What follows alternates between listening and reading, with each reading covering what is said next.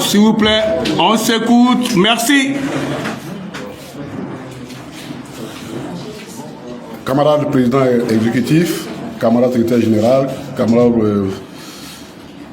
membre du CSP, du secrétariat général, les doyens, je les appelle les fidèles de la tribune. Il y a un fidèle que je ne voyais plus, mais il est revenu.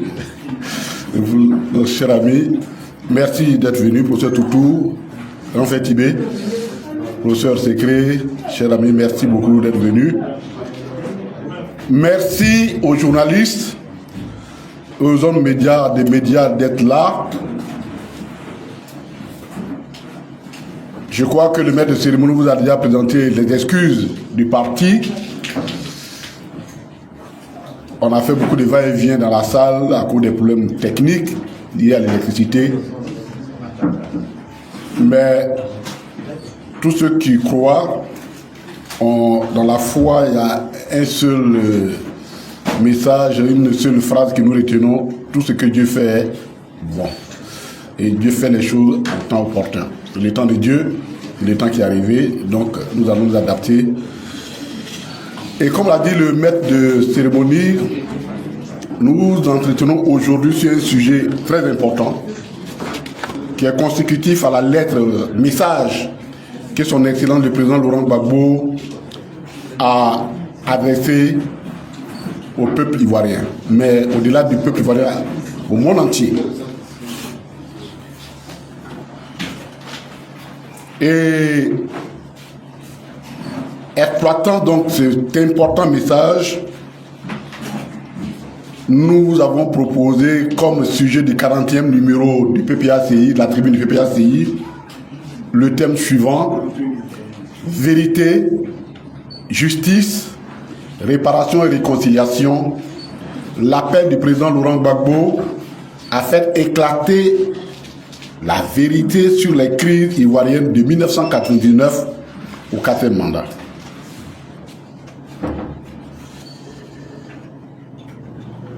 Je voudrais, au nom du PPACI, saluer la présence des journalistes et on leur a déjà exprimé nos regrets pour tout ce qui a pu se passer. Avant d'aborder le sujet, je voulais revenir sur un sujet que les négateurs des évidences essaient de justifier une position qui n'a aucun sens. Ça concerne la question de l'acquittement du président Laurent Gbagbo. On entend beaucoup de choses se dire sur ça. Comme si c'est le président Laurent Gbagbo, le droit doit changer.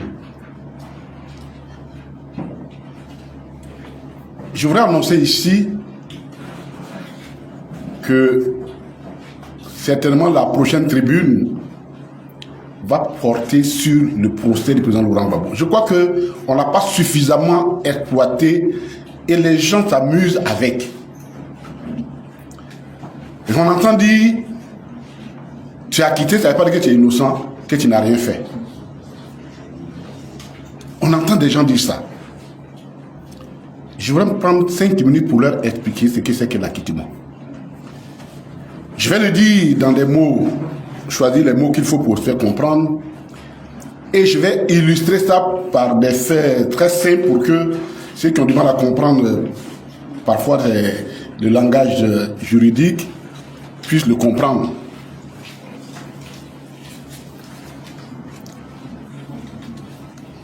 Il y a deux notions qui sont voisines en matière de procédure pénale: l'acquittement et la relaxe. La relaxe, elle est prononcée par les tribunaux correctionnels, c'est-à-dire pour les délits, pour ce qu'on appelle pour les délits. L'acquittement est prononcé par les tribunaux criminels, les cours criminels, pour ce qu'on qualifie de crime. Les deux notions produisent les mêmes effets. C'est-à-dire quand on est acquitté, on quitte le statut de simple présomption d'innocence au statut d'innocent définitif. Je voudrais expliquer pour que les gens comprennent. Lorsqu'on vous arrête pour une infraction, un fait criminel ou délictuel, vous êtes présumé innocent jusqu'à ce qu'un tribunal régulièrement constitué vous déclare coupable. Et en matière criminelle, le dossier passe devant une cour, généralement le procureur saisit une juridiction d'instruction, le juge d'instruction. Et le juge d'instruction regarde le dossier sur la base des enquêtes qu'il mène et deux possibilités s'offrent. Soit le juge d'instruction estime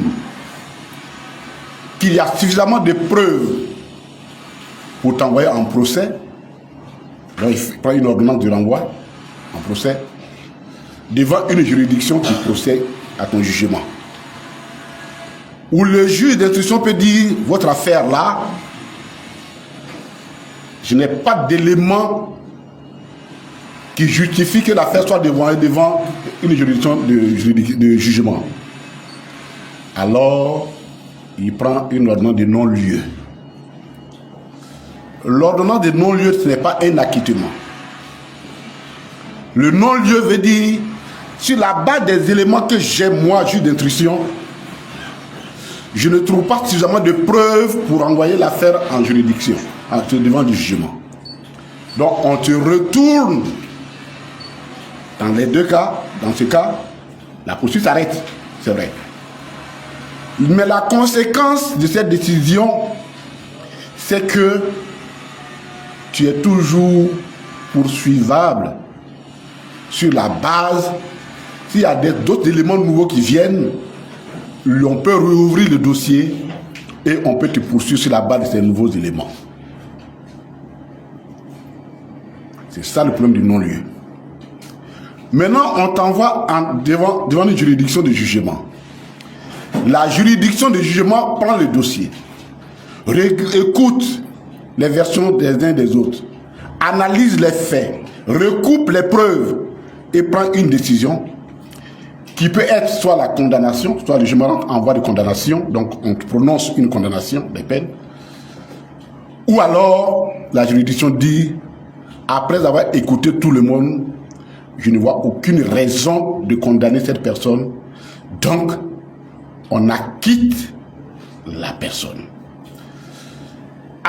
La différence entre le non-lieu et l'acquittement, c'est que le non-lieu te renvoie dans son statut de présumé d'innocent, donc poursuivable, les mêmes faits, mais l'acquittement dit tu n'es pas coupable. Tu n'es pas coupable, donc tu es innocent. Et cette décision frappée, quand elle est devenue définitive, de ce qu'on appelle la force de la chose jugée, tu ne peux plus être poursuivi pour tes faits, en tout cas pour quelques faits liés à ces infractions. Au niveau de la CPI, ce qui fait office de juridiction d'instruction, c'est ce qu'on appelle la chambre préliminaire. Et quand le président Laurent Gbagbo est arrivé là-bas, il y a une première décision qui est sortie le 3 juin, si ma tête mémoire est bonne, 2013. Le président est parti à la CPI le 29 novembre. Il a fait sa première comparution où on lui a lu les charges. Parce que quand on t'envoie, le juge va te dire, mais pourquoi je t'ai envoyé ici? On lui a lu les charges du 5 décembre 2011. La chambre préliminaire qui a statué sur le dossier est arrivée, si ma mémoire est bonne, je crois, le 3 juin 2013 à la conclusion, de 2012, à la conclusion qu'elle ne disposait pas d'éléments suffisants pour envoyer le président Laurent Gbagbo devant une juridiction de jugement. Donc, le président Laurent Gbagbo retrouvait normalement dans un pays, dans une juridiction normale, il devait prendre ses bagages pour rentrer en Côte d'Ivoire. Que non, comme il s'agit de Laurent Gbagbo et qu'il faut lui appliquer un droit spécial, les juridictions disent, les juges le disent, écoute, procureur, ton dossier là est faible. Mais on te donne une prolongation. Va chercher d'autres éléments pour venir soutenir ta thèse. C'est comme si vous vous promenez et puis quelqu'un, on vous arrête. Et puis on leur dit, mais tu n'as rien fait. Mais comme c'est déjà là, allez-y chercher quelque chose, n'importe quoi pour venir quand même, on va le juger. Elle en a pris encore pratiquement 1 an. Pour que le 3 juin, le 12 juin 2013, il décide que à 2 contre 1, et dans les conditions, on va revenir là-dessus pendant quand on va ouvrir ce chapitre-là, dans des conditions qui restent songeurs. Parce que le juge allemand, Kohl, qui avait balancé la première décision en faveur du non-lieu, on lui aurait prêté l'intention qu'il est revenu sur sa décision. Et donc, il y avait 2 maintenant qui étaient pour la poursuite du procès, le renvoi en procès contre la seule dame belge qui a maintenu sa position du départ. Il se trouve que le juge Kohl est décédé 3 semaines après d'un cancer. Je ne suis pas médecin, excusez-moi, je ne suis pas médecin, mais un dossier aussi complexe de 4000 pages de preuves, que quelqu'un qui a un cancer en phase finale ait pu lire ce dossier. En fait, moi je ne suis pas médecin, mais j'ai des doutes. Mais ce qui se... dans ce cas, c'était fait. On ouvre le procès. On finit le procès avec 82 témoins qui sont censés être les témoins à charge. On finit. Les juges estiment que les témoins et les preuves fournies ne justifient pas la cause qui est présentée devant eux. Et c'est en anglais que c'est bien dit. No case to answer. C'est-à-dire, moi le juge, tu ne m'as pas présenté un cas qui mérite une réponse de celui qui est poursuivi. C'est simple. C'est comme si tu me dis, Doyen Tibé m'accuse que j'ai volé, bon, comme c'est du manioc chez lui, du manioc. Bon, on va chez le juge dit, mais ouais, ton champ de manioc est où? Il se trouve que M. Tibé n'a même pas un seul pied de manioc. Il n'a jamais eu un pied de manioc. Mais le juge va dire, mais enfin, laisse le monsieur partir. Parce que, pourquoi veux-tu qu'il envoie un témoin pour venir justifier d'un fait que toi-même, tu n'as pas de champ de manioc? Donc, tu n'as pas un cas à présenter. Tout, en principe, les preuves à décharge doivent venir contredire ce que tu as avancé l'accusation. Mais tu ne nous as même pas présenté un cas qui me justifie. C'est que les juges reviennent déjà à ce qui avait été dit. Donc, ouvrez le débat sur cette affaire.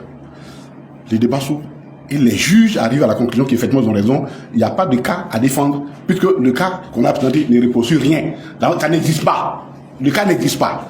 C'est ce que ça veut dire en français terre à terre. No case to answer.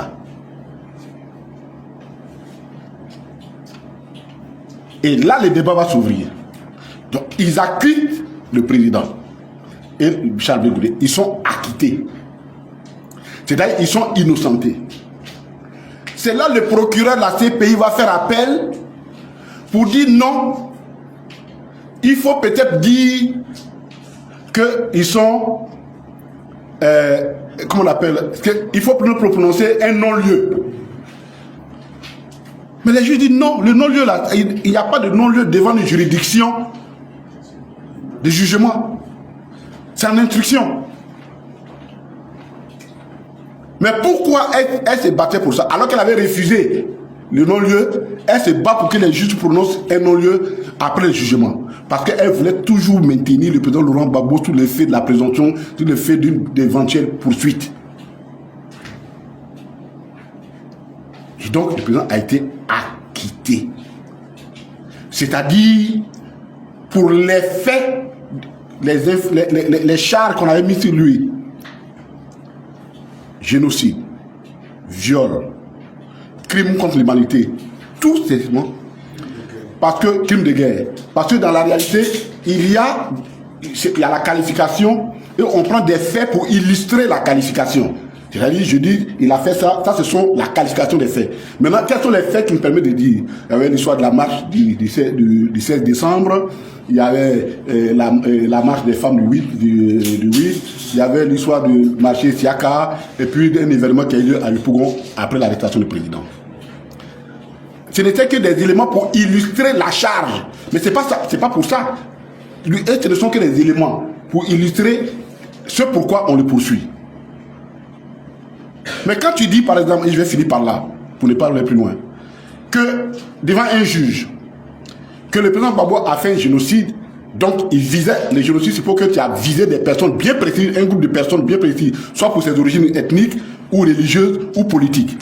Je simplifie ça. Et que tu dis qu'on a envoyé une bombe et allait exploser sur le marché Siaka Kone à Bobo. Mais il faut que tu prouves que ce marché-là, il n'est fréquenté que seulement par les personnes qui étaient visées. Mais encore une fois, c'est quel marché qui est visé par un seul groupe de personnes? Donc, ton narratif et puis l'objectif poursuivi, non, ça ne tient pas. Ça ne tient pas. Voilà comment le président est acquitté. Et comme les Ivoiriens aiment bien l'humour, j'ai lu quelque part, et je vais finir par là pour ceux qui n'ont pas bien compris. Acquittement, on dit, les noms que j'ai cités, ce n'est que des hasards. Hein. À Logwale, chez les Yacouba, il y avait un monsieur qui s'appelait Mabré Toakeuse. Son cousin s'appelait Bakongos, Bagondo. Ce sont des noms, hein, c'est des noms qui sont des coïncidences. Hein.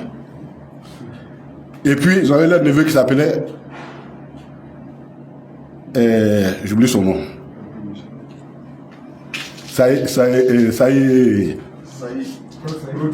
Claude Saï.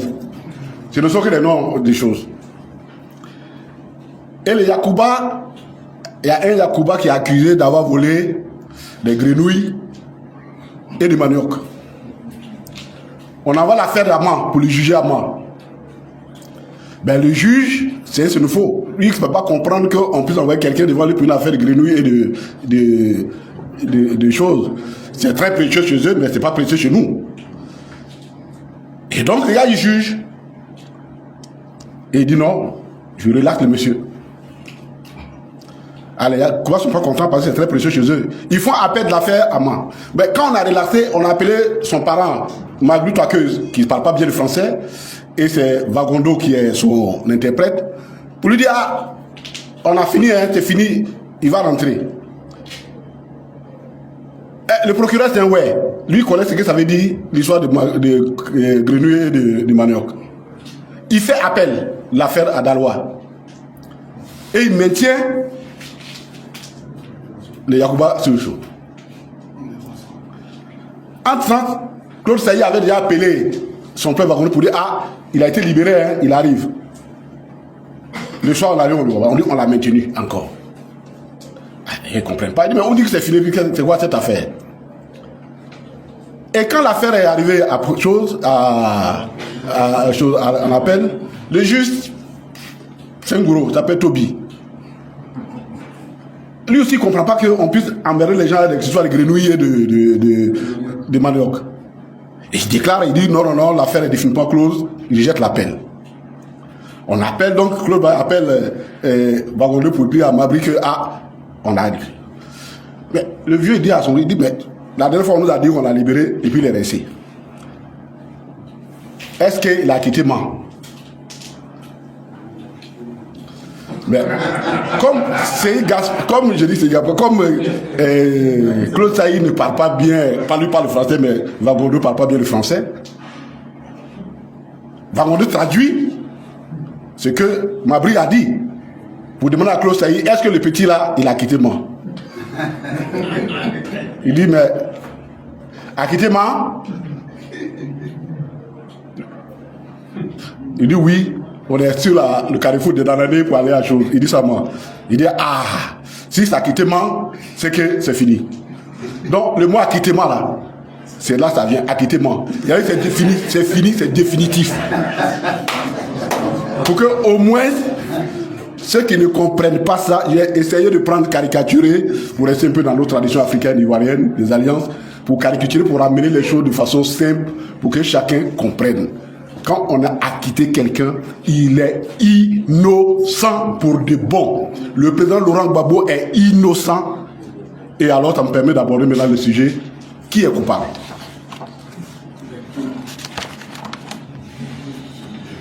Alors, rapidement, les deux initiatives, le message du président Laurent Gbagbo et l'initiative qu'il a faite le 8 décembre dernier, le 8 décembre, c'était ça, le 29 novembre, l'île Pau, ce sont deux initiatives qui pour nous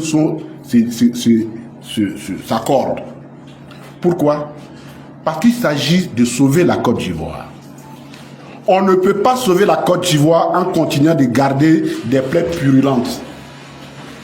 Donc quand le président prend l'initiative de l'île Pau et qui prend par la suite l'initiative de s'adresser au peuple, pour que tout le passif qui frélate l'histoire de nos peuples et de nos relations, que ce passif-là, il soit définitivement lavé. Pour nous, ce sont deux initiatives qui sont importantes. Parce qu'il s'agit de stabiliser de façon définitive la Côte d'Ivoire. Et comme vous le verrez, cette stabilité passe par l'évacuation d'un certain nombre de questions qui sont des questions un peu qui ternissent un peu les rapports sociaux.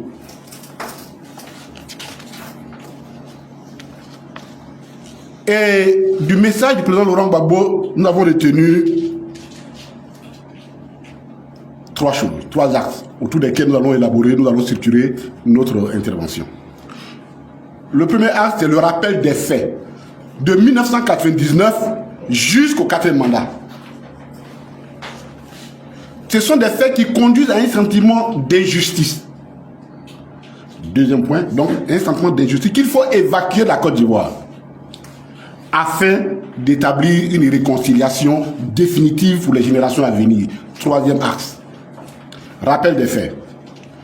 On commence par le 24 décembre 1999. Nous avons appelé ça le point de rupture.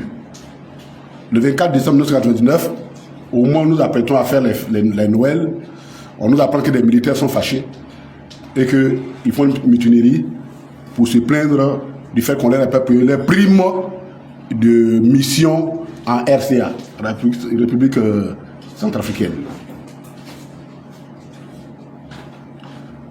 Dans cette affaire, finalement, de mutinerie, ça se transforme au renversement du pouvoir d'Henri Konan Bédié et du PDCI.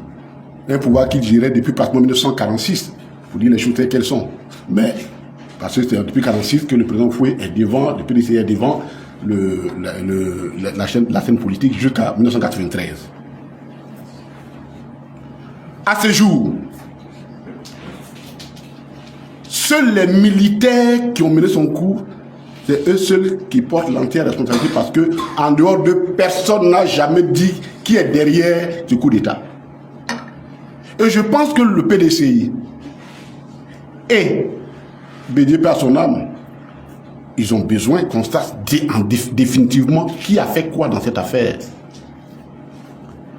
C'est d'autant plus important que ça a été le point de rupture et qui a entraîné une série de crises jusqu'à ce que nous vivons aujourd'hui. Et comme il n'y a pas eu d'enquête, il n'y a jamais... Donc, tout le monde se perd en conjecture. Chacun dit, c'est pas moi. Mais quand on regarde le contexte dans lequel ce coup d'État a eu lieu, il faut bien le rappeler, il y avait la question de l'ivoirité qui était présentée comme étant un élément qui détruisait la société. Et ça, à ce moment précis, le 24 décembre, il y avait les cadres du RDR qui avaient été tous arrêtés. Quelques-uns étaient arrêtés et puis les autres sont allés se joindre à eux.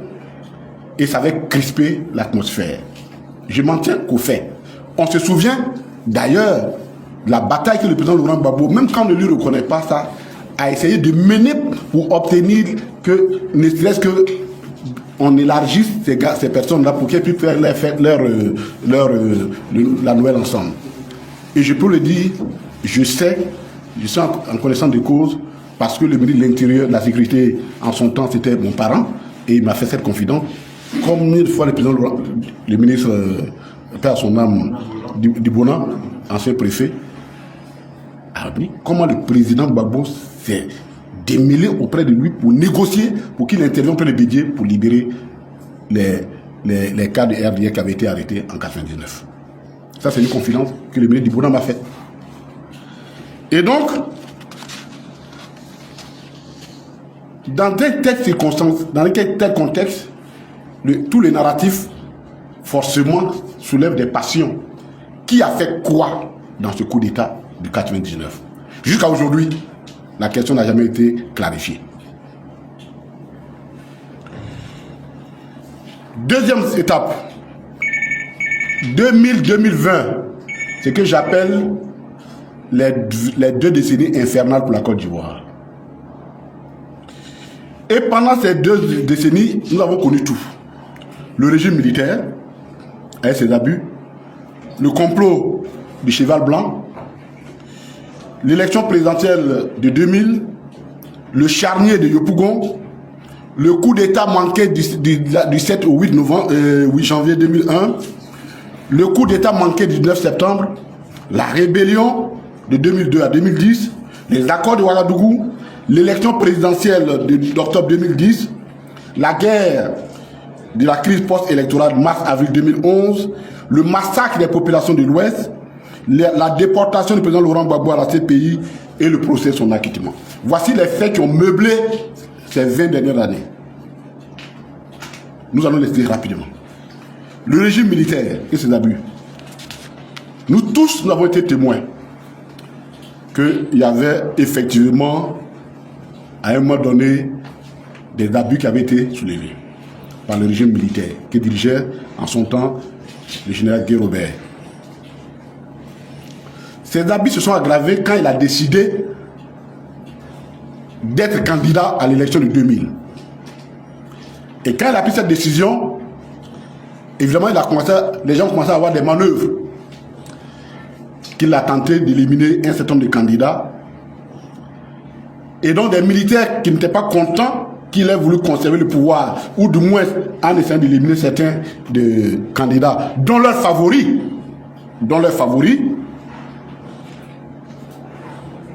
Et c'est là où la focalisation sur la constitution 2006, le fameux « et » et « ou ». Et finalement, on arrive à une situation difficile, et cette situation difficile arrive à ce qu'on appelle le complot du cheval blanc. Écoutez bien la chronologie. Nous, pour mener cette réforme, on n'a même pas voulu prendre des positions de notre parti. Parce que citer notre parti, les gens vont dire on est partisans. Pour tous les faits, les documents que nous allons donner comme éléments de preuve, ce sont des coupures de presse ou des communiqués. Et ce n'étaient pas des presses qui sont, à ce moment, ce n'étaient pas des presses amis à nous. Le Monde, le Libé, Echo et autres. C'est eux que nous allons citer. Pour rester, pour garder le caractère neutre et de notre position. Afin que les gens ne nous prêtent pas d'intention de vouloir occulter la vérité. Le 17 septembre 2000, décidément le mois de septembre, il faudra bien qu'on réfléchisse encore du voir s'il ne faut pas le sauter, quoi.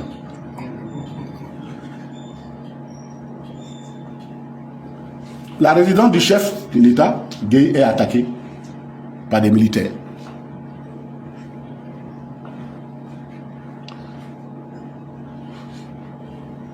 Cette attaque fait officiellement quand même 6 morts. 2 militaires loyaux à Gueye et 4 assaillants, comme ils les avaient appelés. Dans cette affaire, le cheval blanc du général Gueye est retrouvé égorgé. C'est pourquoi on donne le nom. D'ailleurs, les Ivoiriens, ils ont oublié les hommes qu'on a tués. C'est le cheval égorgé là, qui a resté le nom sur le complot du cheval blanc. Et les instigateurs de ce complot sont arrêtés. Ceux qu'on suppose comme tels. Sur le site du journal français Libération, du 30 novembre 2000, écrit à 7h19, il est écrit: le capitaine Sako et une trentaine de complices sont arrêtés dans les heures qui suivent. Tous sont originaires du Nord musulman. C'est le journal qui écrit. Comme l'ancien premier ministre Ouattara, alors bête noire du régime. Aujourd'hui, Issa Sako et ses compagnons de fortune ont décidé de porter plainte pour torture et sont bien décidés à mettre en cause le général Gueye. Cette plainte n'a jamais prospéré, donc du coup, on ne sait pas finalement la vérité sur cette affaire. La seule chose qu'on sait, c'est que ceux qu'on a arrêtés sont tous des personnes qui disent qu'ils sont musulmans et du Nord. C'est ce que le journal a dit. Écoutez très bien le narratif.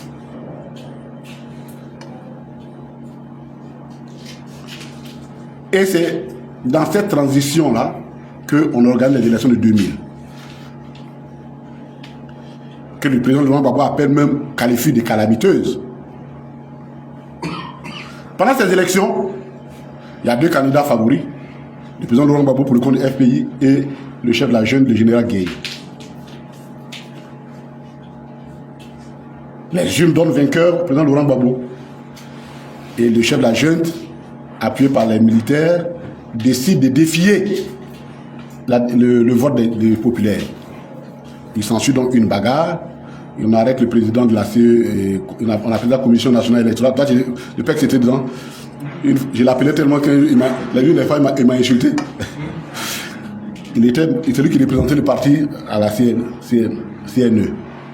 Et puis finalement, il y a une bagarre qui est rangée entre la population, au-delà des militants de notre parti, et les militaires. Au moment où l'affaire semble être finie, il y a une autre crise qui soulève, cette fois-ci entre les militants du RDR, qui disent qu'ils ne reconnaissent pas l'élection. Une élection à laquelle leur leader n'avait pas participé. Il y a une bagarre.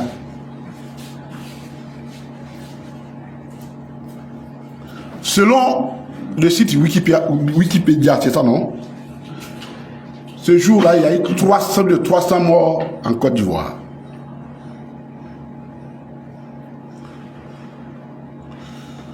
Dans le journal Les Échos de France, français, du 30 octobre 2000, écrit à 1h01, l'on peut lire ceci. Écoutez bien.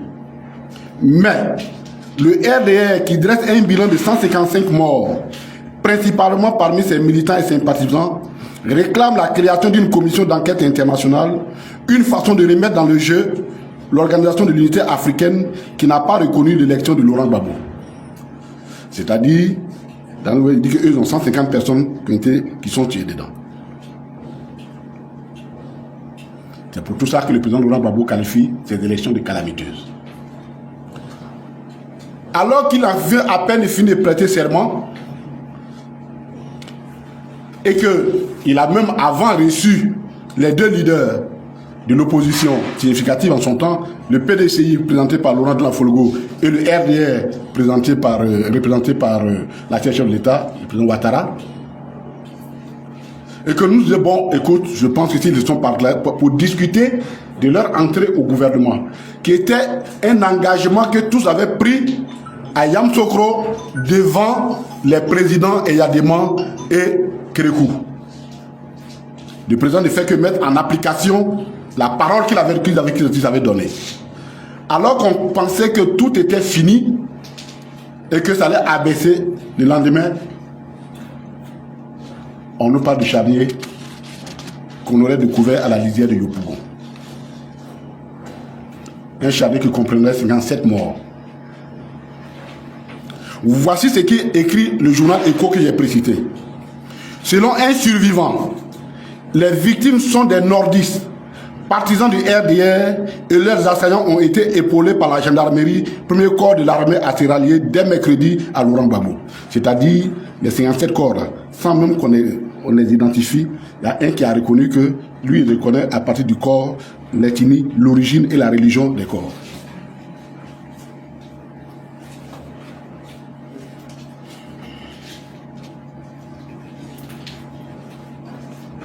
Le président a ouvert une enquête. Les gendarmes ont été cités. Ils sont comparés devant le tribunal et le tribunal les a déclarés non coupables parce que personne n'a prouvé leur implication dans cette affaire.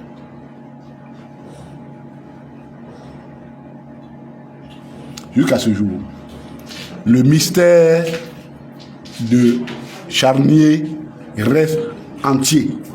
On ne sait pas qui a fait ce charnier. Tout ça, ce sont des faits qui se sont passés en Côte d'Ivoire. La tentative du coup d'État du 7 et 8 janvier 2001. Alors qu'il est en Italie. Non, c'est pas ça. Là, il était ici. Les 7-8, la Mercedes noire, on appelle aussi complot de Mercedes noire. Ce jour-là, cette nuit, je crois que le président était à Maman. Je crois qu'il était il était à Maman. Il était à Maman. On est réveillé avec des tirs. Des gens même à la béninoise, quoi. Ils sont même passés à la radio pour dire qu'ils ont pris surtout à la télévision, tout. Et puis, finalement, ils sont repoussés. Et voici ce qu'écrit le journal Le Monde, qui rend témoin de ça. Le journal Le Monde, du 11 octobre 2002, sur son site, écrit à 010 et modifié le 27 octobre 2021 à 15h33, écrit par Stephen Smith, avec Damien Glaise et Vincent Rigouleux, parce que c'est très important que ces précisions-là. Voici ce qu'ils écrivent. Les 7 et 8 janvier 2001, Ibrahim est impliqué dans le coup de la Mercedes noire. La limousine escortée d'un convoi de 4x4 qui venant du nord fait route vers Boaké, en même temps que des éléments armés à Abidjan, à 450 km au sud, attaquent la résidence du président Laurent Gbagbo.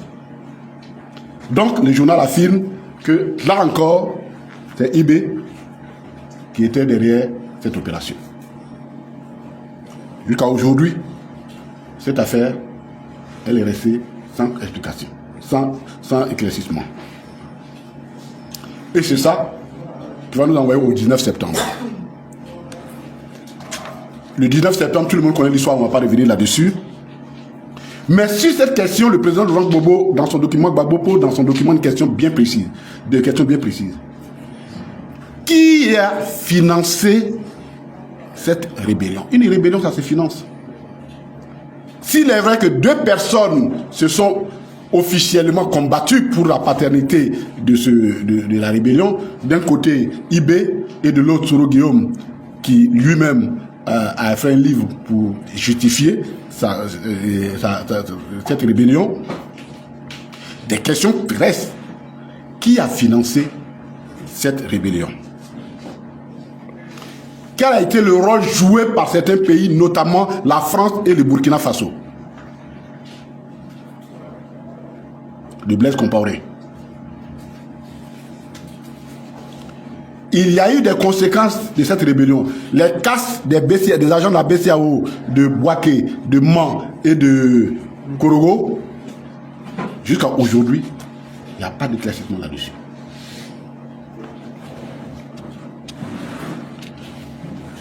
Et cette rébellion, le coup d'État à la tête c'est mieux en rébellion. Et le président Laurent Gbagbo, là on arrive au niveau des accords de Ouagadougou, fatigué de courir de sommet en sommet, prend deux décisions fondamentales que lui-même il rappelle dedans, dans le courrier qu'il a adressé. Appuyé par le président Thabo Mbeki, il décide deux choses. Et je le cite. Permettre à Alassane Ouattara de se présenter comme candidat à la prochaine élection présidentielle et engager un dialogue direct avec le chef de la rébellion, Soro Guillaume, pour mettre fin à la guerre. Lettre à la nation du président Laurent Gbagbo du 8 décembre 2025, page 2. L'accord de Ouaga est signé le 4 mars. Et il permet une certaine accalmie où le président peut même faire une tournée dans le nord. Malheureusement, malgré tous ces sacrifices qu'il fait, la seule obligation qui pesait sur les rebelles, c'était leur désarmement. Au lieu de l'aider à obtenir ce désarmement, comme lui-même l'a dit, c'est plutôt la pression qui est mise sur le président Laurent Gbagbo d'organiser des élections dans ces conditions-là. Aujourd'hui, les gens essaient même d'utiliser ça contre le président Laurent Gbagbo en sortant ça du contexte dans lequel ça s'est passé, comme si c'était de gaieté de cœur qu'il avait essayé de faire, alors qu'on a mis la pression sur lui, une pression énorme, à la fois en interne par les partis politiques aujourd'hui qui veulent tirer profit de ça, que de l'Union européenne, de la France et de l'ONU.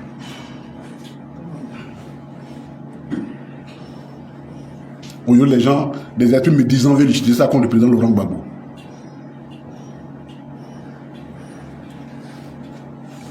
On oblige à faire une élection sans désarmement.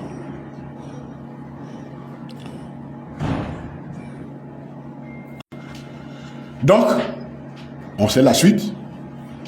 On fait organiser des élections. Et puis, un contentionnel dont le règlement est prévu par les mécanismes internes.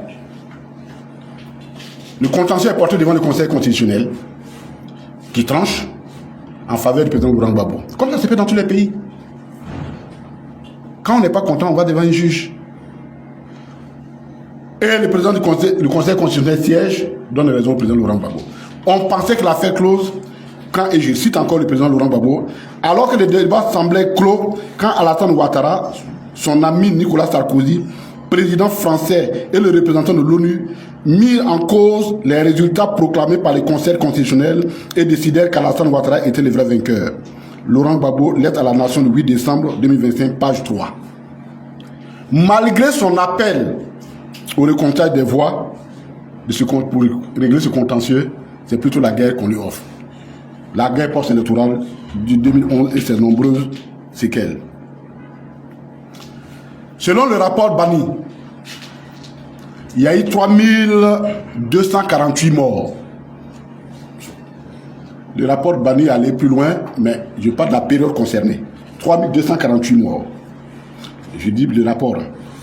Et ce chiffre se compose, selon la commission de Bani, de 1069 morts attribués au camp Gbagbo, 727 morts attribués au camp Ouattara et 1069 morts non attribués. C'est-à-dire, on ne sait pas qui les a tués. Bon, je crois que si vous réfléchissez bien, vous êtes pas, il ne fallait pas trop contrebalancer les chiffres. Bon, lui, on ne sait pas qui les a tués. Pour la même période, l'ONUCI pourtant avait dit n'avoir enregistré que 462 morts. Jusqu'à aujourd'hui, aucune enquête judiciaire n'a été menée pour établir, ne serait que de façon irréfutable, la liste des personnes qui ont été tuées et établir, situer les responsabilités. Jamais. Il n'y a pas d'enquête. Et c'est dans ça qu'il y a le massacre des Oué. Dans un communiqué rendu public le 9 avril 2011, l'ONG Human Rights Watch, l'on peut dire, les forces loyales au président élu Ouattara ont tué des centaines de civils et violé plus de 20 femmes et filles perçues comme appartenant au camp de son rival, Laurent Gbagbo. C'est pas moi qui l'ai dit, hein. C'est pas le père qui le dit, c'est pas le secrétaire général de notre parti qui le dit. Je suis en train de lire un rapport de Human Rights Watch. Et incendié au moins 10 villages dans l'ouest de la Côte d'Ivoire. Site de Human Rights Watch du 9 avril 2011, publié à 8h57 minutes. Et que nous avons consulté le 10 décembre 2025 à 14h16. Quand vous faites un document, c'est des choses, il faut les préciser pour ne pas qu'on vous prête des choses, qu'on vous prête des choses. Un article du journal Le Monde intitulé Adjokwe, le choc d'un massacre de grande ampleur en Côte d'Ivoire, publié le 7 avril 2011 à 19h11 et modifié le 8 avril 2011 à 11h47, rend public un extrait d'un communiqué du Comité international de la Croix-Rouge, le CICR, qui écrit que au moins 800 personnes auraient été tuées le 29 mars lors de la violence intercommunautaire dans le quartier Carrefour de la ville de Djokwe. C'est le CICR qui l'écrit, ce n'est pas nous qui le disons.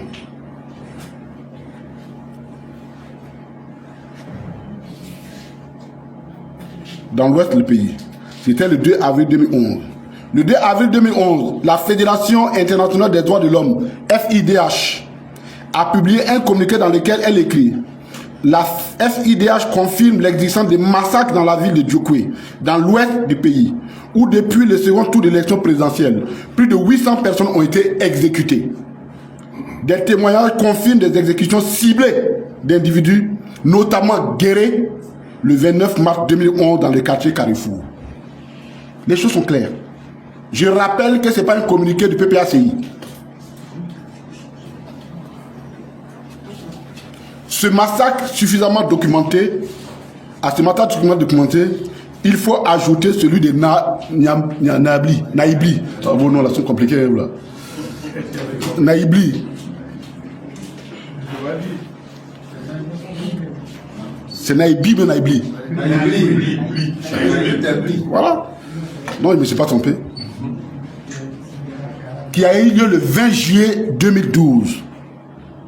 Sur ce dernier massacre, Amnesty International écrit sur son site le 29 juillet 2012 un article référencé AFR 31-009-2013, ce qui suit.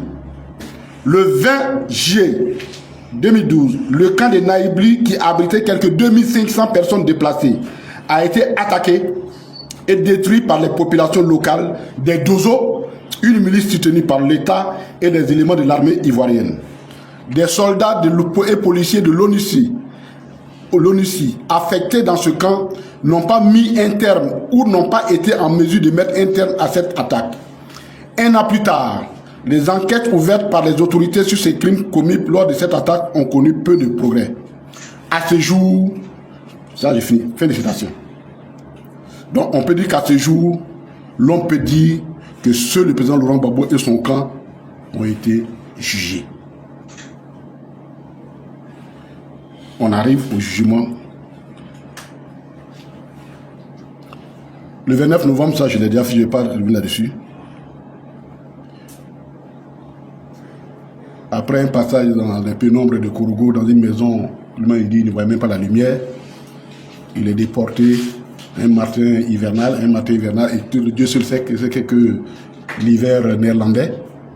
avait une petite chemise comme s'il allait à maman et qui était pratiquement 33 degrés pour aller à moins 5 degrés, moins 3 degrés. Ce monsieur-là, c'est un survivant. Pour ne pas dire c'est un revenant. Et donc, lui, il arrive là-bas le 29. Et par la suite, il est rejoint par Blé Goudé. En 2014, les deux dossiers sont joints. Les deux dossiers étant joints. Et puis, finalement, on connaît l'histoire, ils ont été acquittés. Mais malgré l'acquittement maintenu en quasi-résidence surveillée, et il revient on acquitte définitivement le 31 mars. Jusqu'à aujourd'hui, malgré son acquittement, le président Laurent Gbagbo continue de subir les conséquences de la crise de 2000, comme s'il était le seul de 2010, puisque c'est sur cette base-là, sur la base d'un prétendu braquage de la BCEAO, que la BCEAO ne reconnaît même pas, qu'aujourd'hui, le président Laurent Gbagbo est exclu. On lui refuse même le droit de vote, le droit élémentaire du vote. Donc finalement, c'est lui seul et son camp qui sont pires. Voici le rappel des faits. C'est-à-dire, toute cette kyrielle de faits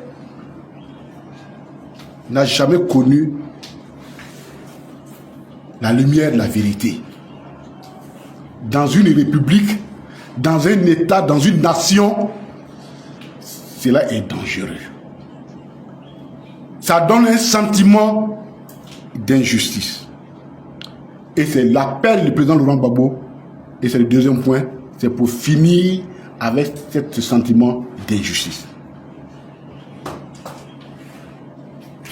Donc, après toutes ces tueries horribles que nous avons dit, seuls, on peut le dire aujourd'hui, les proches du Laurent Gbagbo et ses proches, c'est ceux qui ont été jugés. La dernière fois, on vous a situé, on vous a donné le nombre de personnes qui sont encore détenues à la suite de la crise de 2011, qui sont proches de nous, 114 militaires comme civils. De l'autre côté, il n'y a que Oremi, Amadé Oremi. On dit c'est lui qui a tué tous les ouais.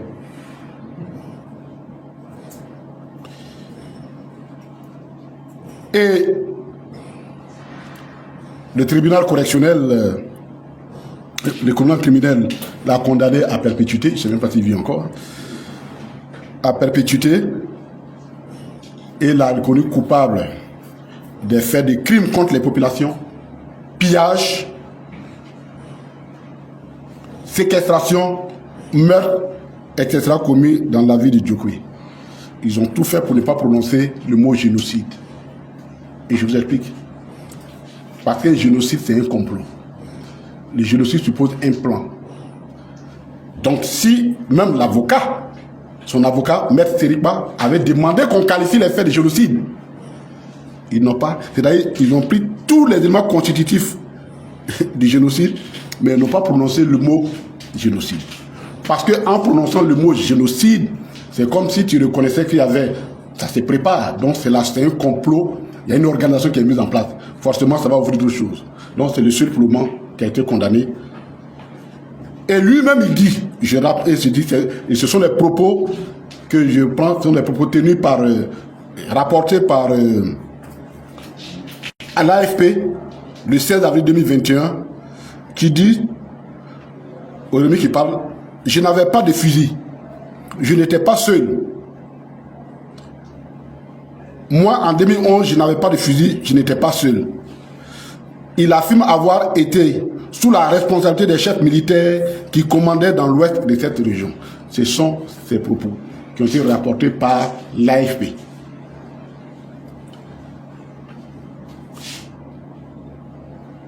Mais aucun de ces militaires n'est venu. Alors, j'ai interrogé l'avocate hier. Je lui ai dit, mais qu'est-ce qui s'est passé? Parce qu'elle a cité ces personnes-là pour qu'elles viennent à la barre, en tant que témoin. Alors il semble que le procureur en son temps, je parle de celui actuel, le procureur en son temps, a dit qu'il a tout fait, mais n'a pas pu faire venir ces personnes à la barre pour témoigner. Et c'est le procureur qui demande à elle de l'aider à les faire venir. Avec toutes les forces, le procureur dit, moi je ne peux pas, mais comme toi qui as demandé, débrouille-toi, il faut nous aider, on va les faire venir. Donc ils n'ont jamais comparu. Ce sont les propos du jour.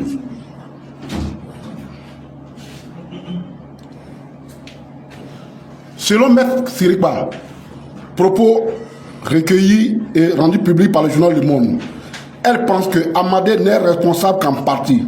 C'est injuste de lui faire endosser la responsabilité tout seul de ce qui s'est passé à Djokwe. Ce procès ne nous a pas permis d'élucider ce qui s'est passé à Djokwe, de sorte que trop de zones d'ombre font encore réfléchir. Ce sont les propos de Maître Sirikba rapportés par le journal Le Monde. Et elle n'est pas la seule à réfléchir. La FIDH, elle aussi, a fait communiquer sur cette question. Et dans ce cas, elle émet aussi des réserves sur un certain nombre de points. Elle dit ceci, la FDIH. Toutes les autres procédures judiciaires dans lesquelles nos organisations représentaient plus de 200 victimes et des dizaines d'auteurs présumés de crimes de droit international, parmi lesquels des hauts responsables militaires avaient été formellement mis en cause et inculpés. Ces dossiers ont été clôturés, laissant les victimes sans recours. C'est FIDH qui écrit. On ne parle même pas des crimes de la rébellion. Ça, c'est blackout total dessus. Donc, le président soulève des questions fondamentales quand il soulève cette question-là.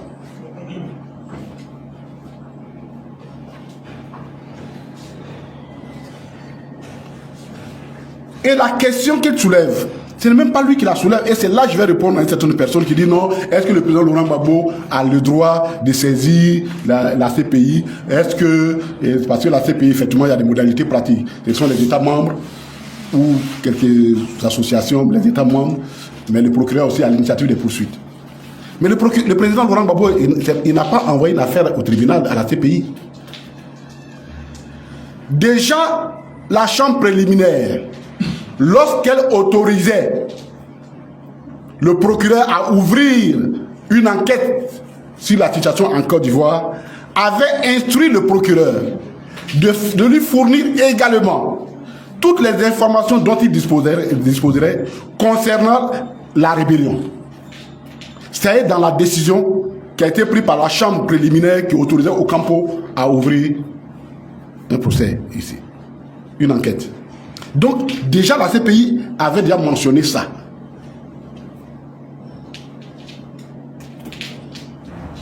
Jusqu'à ce jour, la CPI n'est jamais revenue sur cette affaire. Mais puis, même celle de 2018, pour laquelle il avait été également demandé à la Cour. C'est-à-dire, il faut que nous comprenions bien. C'est vrai que les gens nous ont colonisés, mais on n'est pas bêtes. Parce que lorsqu'il y a une procédure judiciaire, une enquête, on dit on a tué telle personne à la rivière Palmeraie. Ou bien il y a des meurtres qui ont lieu à la rivière Palmeraie.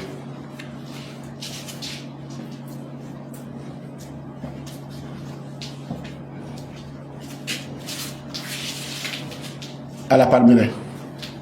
Et puis, l'officier de police judiciaire qui vient, on veut l'enquête, il dit non, moi, ceux-là, je vais faire une enquête séparée. C'est telle famille, j'ai la soupçon, c'est elle qui a fait. Telle autre famille, vous là, attendez, hein, quand j'ai fini de faire l'enquête sur l'autre famille là, je vais venir faire pour vous la part. C'est quoi ça?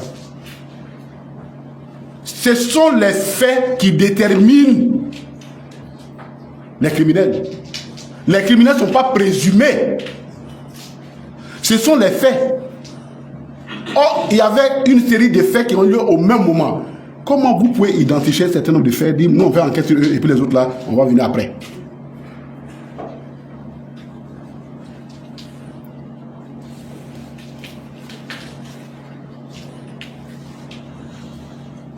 Donc, le président Laurent Gbagbo il n'a pas créé, il n'a fait que rappeler les responsabilités, l'engagement pris par la CPI. Il n'a pas porté plainte. Je dis qu'il n'a pas... Il a fait que dire à la CPI ce que vous devez faire. Et il n'est pas seul. Il n'est pas seul.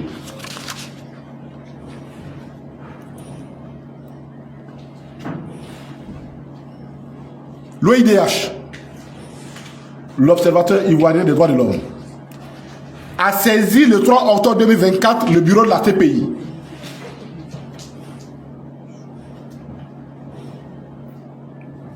Pour le relancer sur la situation de la Côte d'Ivoire.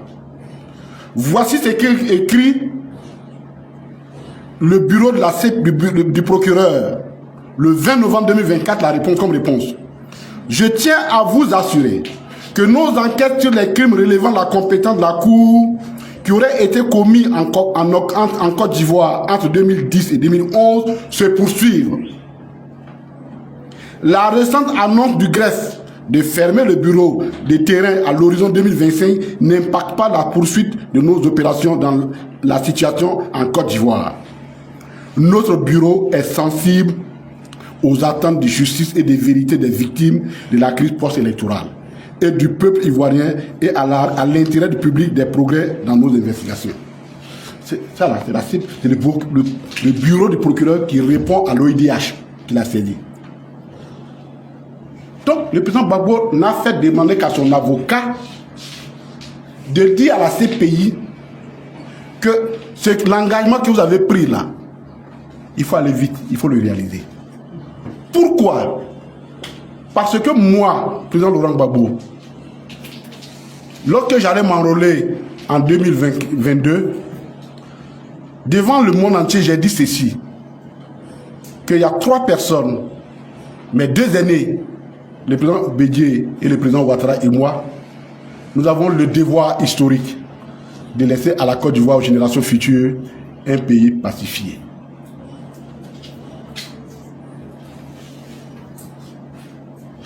Quand le président le dit, il ne le dit pas seulement parce que ces 3 personnes ont occupé les hautes fonctions, c'est vrai, les plus hautes fonctions de l'État, mais c'est parce qu'elles sont tous des acteurs importants de cette période-là.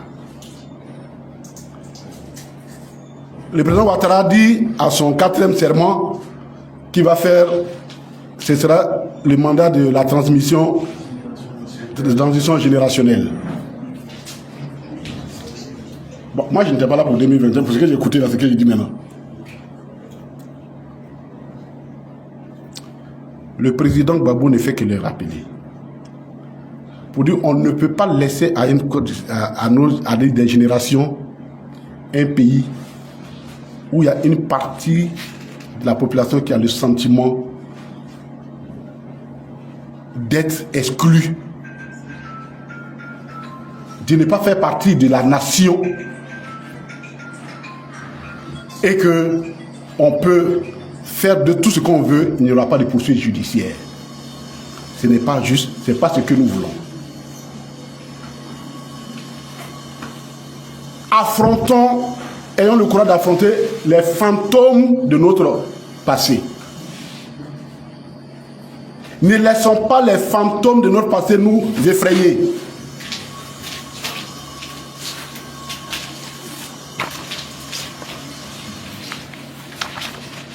Il faut les vaincre.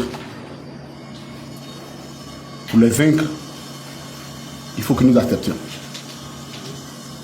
de poser les actes qui vont dans le sens de la réconciliation. Ce faisant, le président n'est pas dans une logique de vengeance. En droit, dans une société, la justice n'est jamais un instrument de vengeance. Quiconque a recours à la justice pour clarifier une situation n'est pas dans une logique de vengeance. Le président ne vise personne en particulier. Son intérêt, c'est la Côte d'Ivoire. Son message est un message patriotique. De grâce, que nos considérations partisanes ne vienne pas enlever le caractère hautement patriotique de cet appel. Que personne n'ait peur.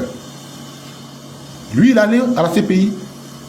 Il a été disculpé, innocenté, il est revenu. Mais l'histoire de notre pays ne peut pas continuer comme ça, avec des zones d'ombre qu'on n'arrive pas à éclaircir. En appelant les Ivoiriens, il veut donner un sens à son engagement de donner à la Côte d'Ivoire, à la génération future, un pays vraiment réconcilié. Ce serait une erreur collective, une irresponsabilité collective de céder à nos enfants les conséquences de notre propre turpitude. Donc l'appel du président Laurent Gbagbo, c'est un appel à la responsabilité collective, parce qu'il faut sauver la Côte d'Ivoire.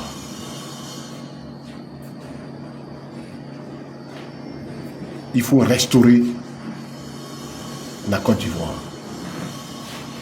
Et dans tout ça, l'élément clé de la requête du président Laurent Gbagbo, c'est la question des massacres de l'Ouest. Une telle situation, c'est une plaie purulente qui ne peut pas rester sur le front de la République et de la nation. Tôt ou tard, si ça ne s'est pas évacué, ça ressurgira. Et généralement, je vais finir par là, l'histoire montre très souvent qu'il y a des crises qui naissent à des périodes lointaines, sans que l'on ne sache l'épicentre de ces crises-là, l'épicentre historique de ces crises. Et ces crises-là, généralement, elles ont lieu au moment où même les acteurs ne sont plus présents. Et le monde se tourne, mais pourquoi les gens sont arrivés là? Je vous en prie, lisez le rapport du procès de Segui sur le Rwanda. Vous comprendrez pourquoi il ne faut pas s'amuser avec ce genre de choses, parce que les rancœurs se transmettent de génération en génération. Et lorsque la chaîne des rancœurs ne s'arrête pas, vous êtes en train de préparer une mine explosive pour les générations à venir. Que Dieu nous sauve. Que Dieu sauve la Côte d'Ivoire.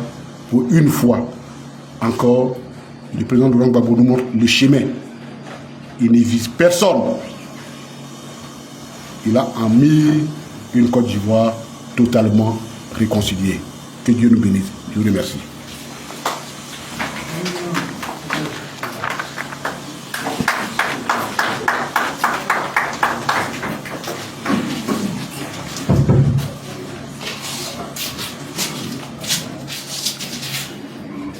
Merci au ministre Justin Katina Koné et surtout merci pour cette académique, parce que ça, c'est une vraie conférence. Tactiquement et techniquement, c'était assez clair. Amis de la presse, comme je vous connais, comme on se connaît, chers collègues, vous aimez les questions et vous embouillonnez en souvent. Je laisse le temps aux conférenciers de se désaltérer un peu et puis préparer vos questions. La méthode est simple, comme d'habitude. Vous vous présentez votre organe, vous posez des questions précises et le conférencier, le ministre Katina Koné, président du CSP, se fera fort d'éclairer davantage les éléments sur lesquels vous posez des questions. Alors, je suis là où?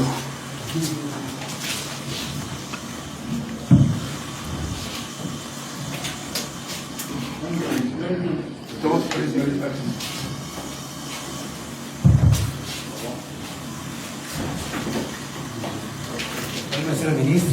Bonsoir. Je suis Corson Sabo du journal La Nouvelle Alliance. Depuis la publication du courrier du président Laurent Gbagbo, ils sont nombreux. Ceux de l'autre côté, c'est de qui il s'agit, qui trouvent que la publication il est opportun en cette période où Alassane Ouattara a été investi. Peu leur répondez-vous? Merci.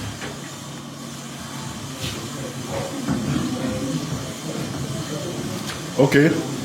Merci, je suis Ferdinand Bali du quotidien Le Temps.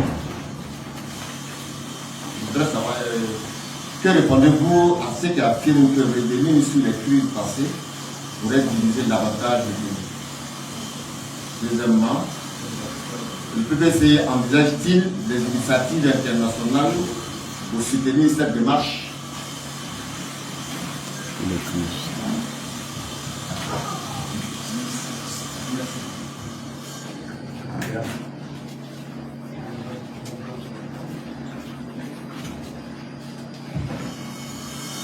Bonsoir, monsieur.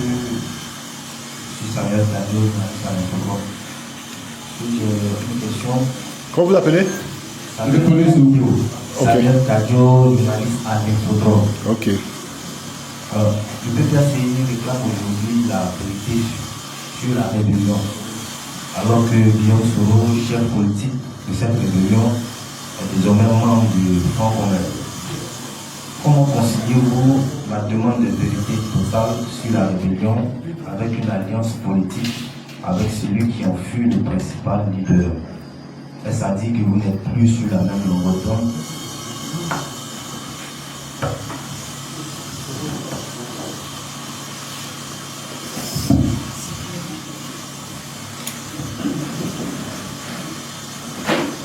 Je suis dans nos pays du canal de Chili. J'ai une question. Quelqu'un m'a répondu à la suite de la lettre du président Gbagbo que le président Gbagbo avait amnistié les ex-rebelles. Et puis aujourd'hui, il demande encore qu'un procès soit ouvert, que la CPI ouvre le dossier sur la rébellion. Est-ce que c'est cohérent? Deuxième question, qui a intérêt à ce qu'on ne sache pas la vérité sur toutes les crises que vous venez de citer? Qui a intérêt à ce qu'on ne sache pas la vérité sur le coup d'État de 1999? Qui a intérêt à ce qu'on ne sache pas la vérité sur la rébellion? Et puis les autres crises qui y sont liées. Merci.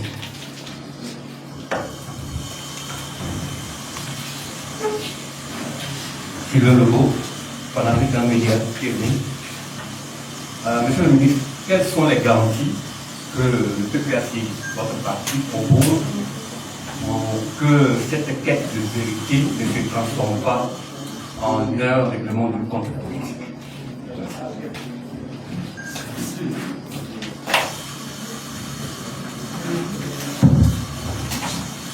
Bonsoir, monsieur le ministre. Ah, voilà, il y a des femmes qui vont parler. Oui. Voilà, merci beaucoup. Je suis Déborah Goré de l'agence de presse Alerte Info. Ok. La première question va aller un peu dans le sens de l'intervention, la question du premier intervenant. Pourquoi une publication, on va dire, pourquoi une lettre maintenant? Et surtout le jour de l'investiture du président Alassane Ouattara.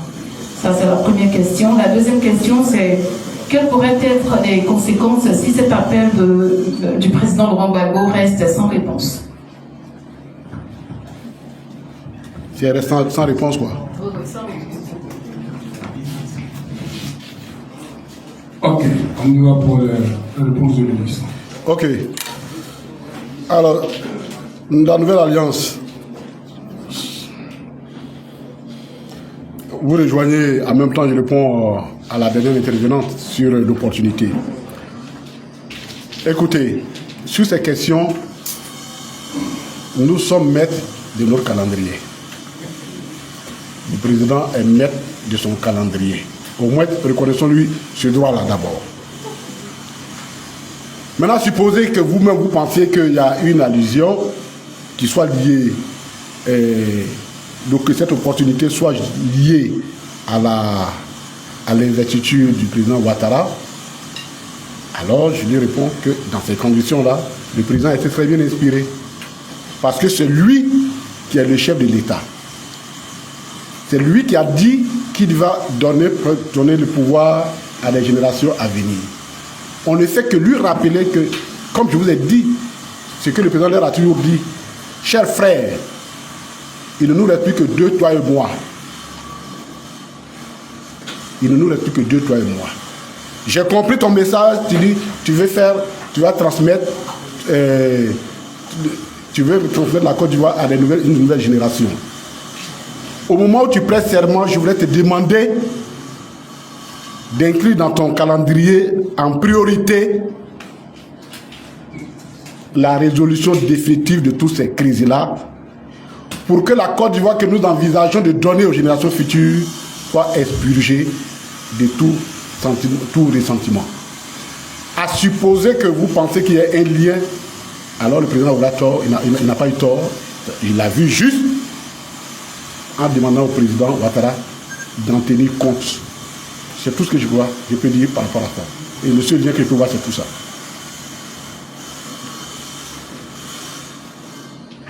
Alors,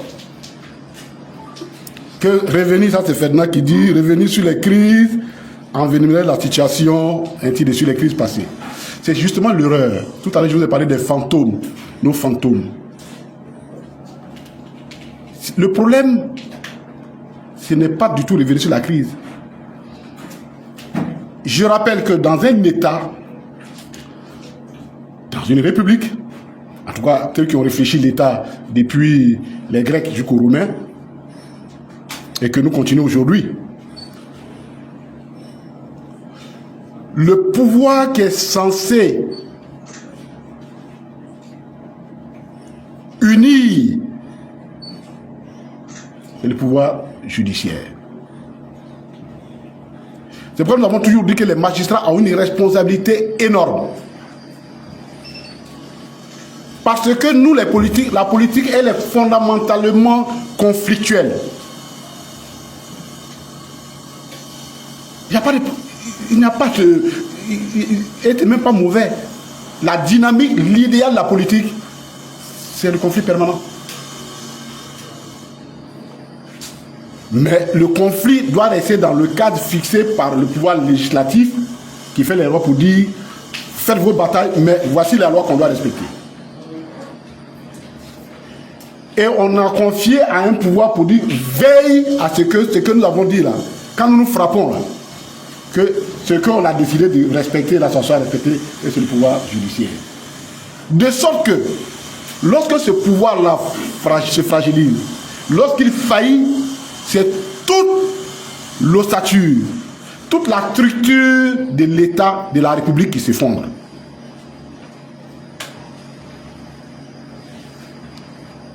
Donc, demander à la justice de faire la lumière sur une situation, au contraire, c'est de réconcilier. Parce que là où la politique sépare, la justice est appelée à unir.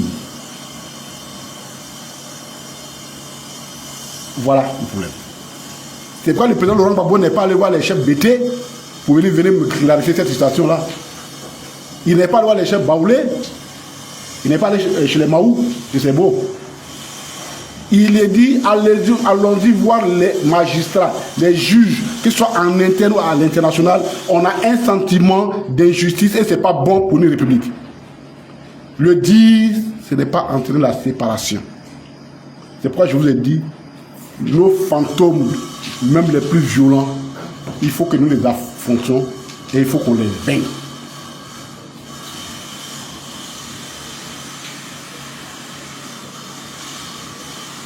Est-ce qu'il y a des initiatives de soutien internationaux à cette initiative? Je crois que le soutien le plus important, c'est la CPI. C'est la CPI, je vous ai dit, le président Gbagbo, là, il n'a pas créé, ce n'est pas une affaire nouvelle qu'il porte devant la CPI. Il dit à la CPI, vous nous m'avez dit dans cette affaire, et je rappelle qu'ici, à la CPI, il y a un dossier qu'on appelle Côte d'Ivoire 2.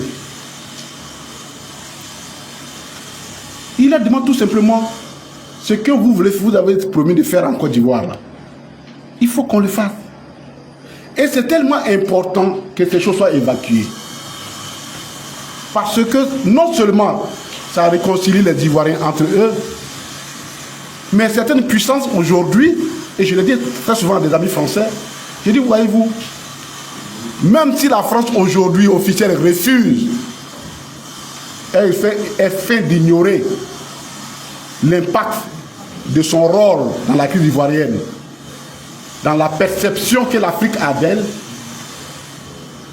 mais cette réalité-là, elle existe. Parce que dans les décisions du juge, la majorité à la CPI ont été claires. Très souvent, ils ont fait allusion à ça.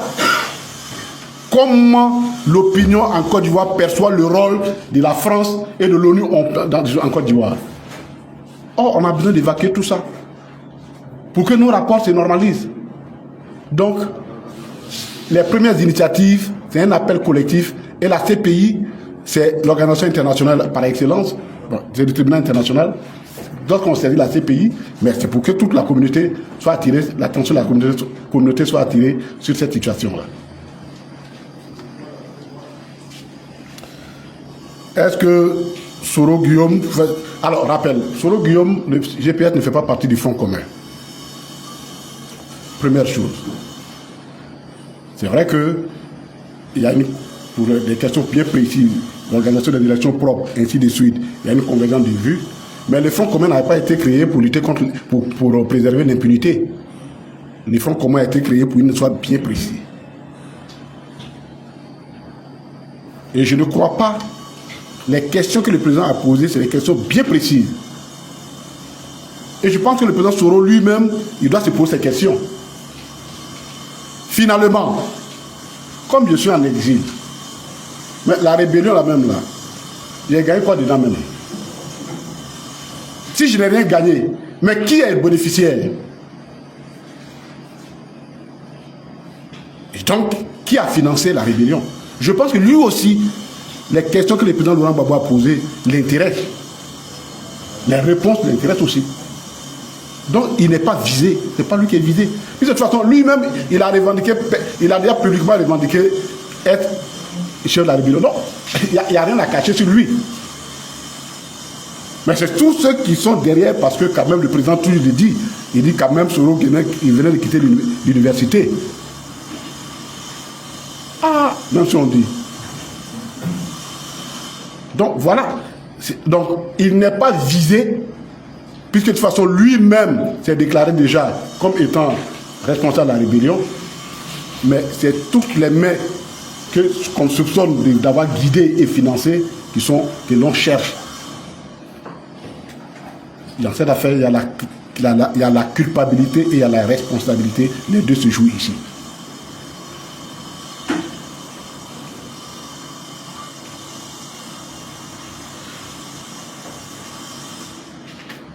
Les faits de 2000, le massacre des Oué, là, ça n'a jamais été amnistié. Hein?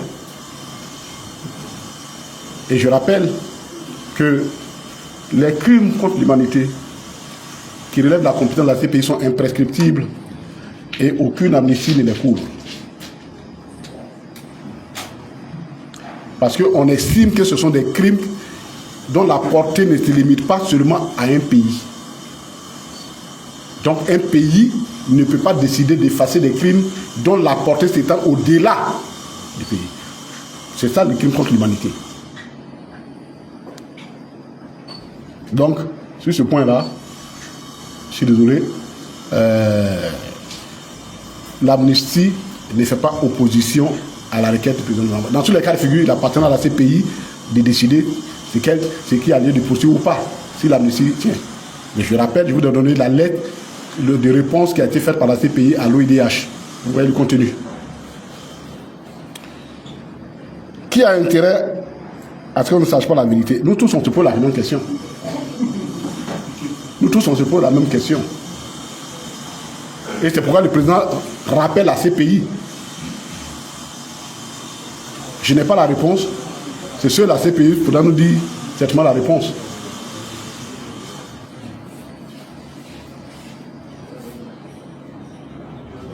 Quelle garantie que, ça c'est Sylvain qui dit ça, quelle garantie que nous avons pour savoir que, que l'initiative ne va pas se tourner en règlement de compte, c'est ça, hein? Mais j'ai dit, il n'y a pas de règlement de compte en matière judiciaire. Le juge, son rôle là, c'est de dire tu as tort, tu as raison, pour que celui qui a souffert de ces crises-là puisse reposer son esprit qui est troublé. Donc, s'il s'agissait d'une initiative qui dit, nous là, on cherche de nous-mêmes, le président dit, je demande à la justice. Je vous ai dit, il n'y a pas jamais la justice n'est utilisée, présentée comme instrument de vengeance. C'est pourquoi justement, les juges ont toujours horreur qu'on leur prête l'intention d'être un instrument de vengeance. Les juges, qui veulent être des juges.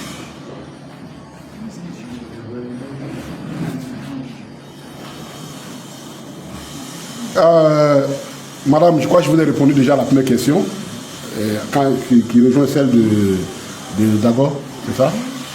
Il reste la dernière question de savoir quelles pourraient être les conséquences au cas où... Madame, voyez-vous, c'est pourquoi nous demandons que cette question ne soit pas traitée sous l'angle purement avec un regard partisan.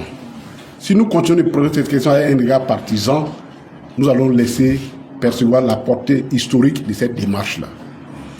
Il n'y a aucune raison que demander à la CPI qui a ouvert un dossier de lui dire d'aller plus vite et de mener ses enquêtes jusqu'au bout. Donc il n'y a même pas de... Je vois même en quoi cela pourrait ne pas des choses aboutir. Mais au cas où vous pensez que ça n'aboutirait pas, il faut retenir quelque chose. Les hommes d'État, un homme d'État, il ne gère pas, ou un homme politique, pas forcément d'État, mais un homme politique, que notre action ne soit jamais une action circonscrite dans l'immédiat. Parce qu'en politique, tout ce que nous faisons aujourd'hui, il y a des conséquences énormes sur le long terme. C'est pourquoi quand nous faisons tout ce que nous faisons aujourd'hui, il faut voir quelles sont les conséquences sur le long terme. La conséquence de cette négligence, depuis 1999, c'est ça qui nous conduit à là. Où des gens pensent qu'ils peuvent faire qui les coups d'État, qui la rébellion, qui tuer, qui voler, et puis il n'y a rien. Quand ça s'accumule comme ça, c'est la nation qui est en train de se friter. Les fondations de la nation qui sont en train de se friter. Et nul n'a intérêt à ce que notre nation sombre. Faisons en sorte que les générations futures ne nous jugent pas mal. Ne nous traitent pas d'irresponsables. Donc, la conséquence, si les choses continuent comme ça, c'est que nous préparons notre pays à une crise encore plus grande. Que Dieu nous préserve de cela. Chers amis, c'est bon? Il y a une autre question? Bon, vas-y, une seconde. Bah, ils sont venus de toute façon, on les a fait attendre. Oui, rapidement. Oui, c'est la proposition, on va pas. Comme dans le micro, donc c'est toutes les questions. D'accord? Ok. Merci. Oui. Bonjour, monsieur le ministre. Oui, bonjour. Yannick Baya pour la voix originale. Ok. Je voudrais rendre un hommage vibrant au vainqueur de l'élection présidentielle du 25 octobre 2025, son Excellence, Monsieur le Président Alassane Ouattara, artisan du développement de la Côte d'Ivoire. Merci pour la stature et la multidimension que vous continuerez d'insuffler à notre nation. Dans ce élan constant qui vous caractérise, vous, symbole vivant de l'ambition collective du peuple ivoirien. Le Conseil constitutionnel vous salue avec déférence, Monsieur le Président de la République. Vous incarnez le sens élevé du devoir. Vous faites honneur à la Côte d'Ivoire, Monsieur le Président de la République, vous faites partie de ceux qui connaissent la valeur d'un serment, celui de servir votre pays et de le bâtir en une Côte d'Ivoire unie et prospère pour le bonheur du peuple ivoirien dans sa diversité. Les vœux ardents de réussite et de plein succès du Conseil constitutionnel vous accompagnent, Monsieur le Président de la République. Monsieur le ministre, vous l'imaginez bien, cette déclaration ne vient pas de moi. Elle est de la présidente du Conseil constitutionnel. Elle l'a prononcée le lundi 8 décembre 2025 lors de l'investiture de M. Ouattara. L'opinion publique a été choquée par certains mots. Est-ce également le cas pour vous? Merci, Monsieur le Président. Pour moi, en tant que collègue Katina, ou bien pour le PPACI? Pour le PPACI et pour M. Katina Mouni. Mon esprit républicain refuse ça. Et l'esprit républicain du PPACI refuse ça aussi. Tout simplement. Il n'y a pas de commentaire à faire sur ça. La Côte d'Ivoire que le président Laurent Gbagbo souhaite, que le PPACI souhaite, ne peut pas s'accommoder de telles déclarations. Si vous voulez notre opinion, voici notre opinion. Voilà. Autre question? Oui. C'est la dernière, hein? Oui, la dernière. Je suis Samuel Kadio, journaliste à l'Infodrome. Alors, permettez de vous poser cette question d'actualité. Quand on dit que vous avez évoqué le rôle de l'armée française en Côte d'Ivoire en 2010. Alors, récemment, il y a eu une tentative de coup d'État au Bénin et il a été dit que des forces spéciales françaises se sont déplacées de la Côte d'Ivoire pour aller opérer dans ce pays-là. Selon vous, cela démontre encore une fois que l'armée française n'est pas partie comme les gens ont tendance à le dire. Merci beaucoup. Bon, l'évidence est là. Si elle a interviewé qu'elle n'est pas partie. Mais il faut aller au-delà de ça. Je vous ai dit ça la dernière fois, à la dernière tribune. Chers amis, j'ai lu tout à l'heure, hier l'interview de Achille Bembe sur la question, qui est quelqu'un qui réfléchit beaucoup sur l'Afrique. Et il a dit quelque chose. Les coups d'État en Afrique vont devenir de plus en plus nombreux.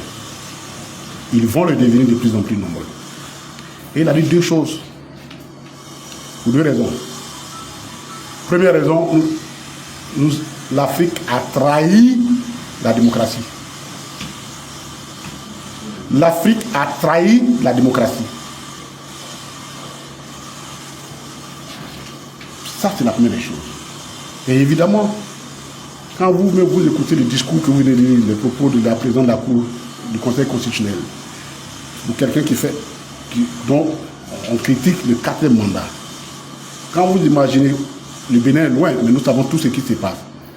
Tous ces coups ont toujours quelque chose de bas, c'est l'instrumentalisation des institutions de l'État, et ainsi de suite.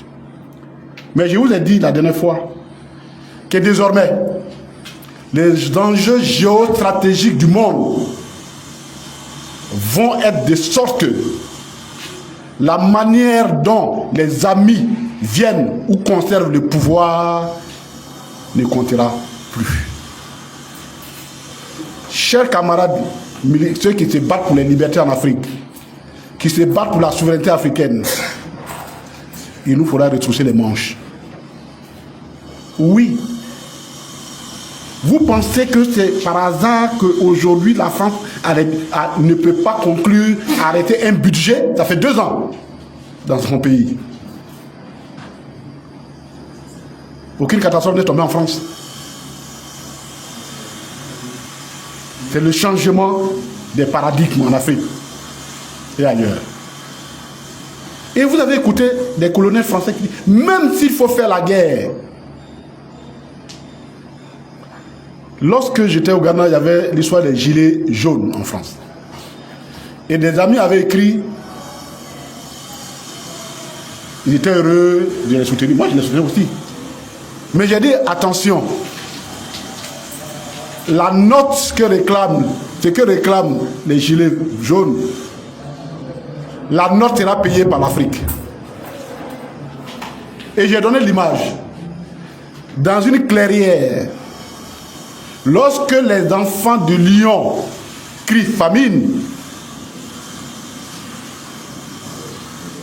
les biches à côté ne doivent pas applaudir la main, ne doivent pas applaudir.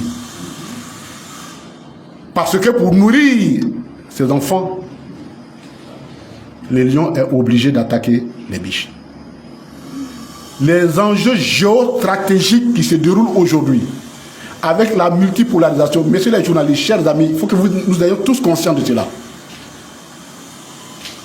Ça change tout le paradigme de nos luttes. Oui, la France interviendra partout pour préserver ses intérêts. Oui, les États-Unis interviendront partout pour préserver leurs intérêts. La seule chose que nous nous posons, est-ce que nous sommes conscients que dans ce monde de concurrence, eux et nous ne pouvons pas partager les mêmes intérêts? La grande question, c'est à cette question qu'il faut répondre. Et cette question-là, c'est une conscience nationale. Quand vous voyez le président Laurent Gbagbo qui, à son âge, prend encore le combat devant, c'est parce que cette question-là fait partie des solutions qu'il aimerait pouvoir porter à sa nation avant de se retirer de la vie politique. Parce que c'est existentiel. Nous sommes revenus au temps du parti unique, où tout est accepté au nom d'une certaine stabilité qui protège les intérêts des puissants. Alors il faut refouler les manches. La France, ce qu'elle fait, elle le fait dans l'intérêt de son peuple. Elle ne le fait pas pour nous. Ce que les Américains font, c'est dans l'intérêt de leur peuple. Ce n'est pas pour nous. Maintenant, qu'est-ce que nous faisons pour nos propres intérêts à nous? Que faisons nos leaders? La grande question. Et on revient à la problématique initiale. Est-ce que nous voulons être des esclaves pour toujours, ou nous voulons, nous aussi, être considérés comme des membres de cette communauté internationale et des acteurs importants?